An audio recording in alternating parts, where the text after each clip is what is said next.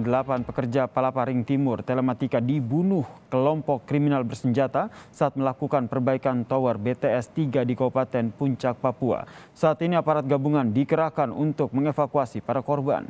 Kelompok kriminal bersenjata kembali melakukan aksi kejahatannya dengan membunuh 8 pekerja Palaparing di Kabupaten Puncak, Papua.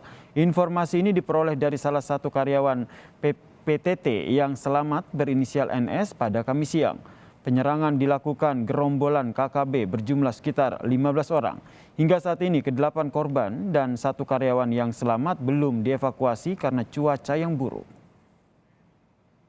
Sedang melaksanakan perbaikan tower ya yang ada di Bioga Puncak Ilaga, di mana seluruh karyawan ada 9 pada saat terjadinya pembantian. Pada hari Rabu dini hari itu ada 8 dan 8 semua keterangan dari NS meninggal dunia. NS pada saat itu berada di luar camp, sehingga baru tadi mereka melakukan pengecekan, ternyata rekan-rekan kerjanya meninggal dunia.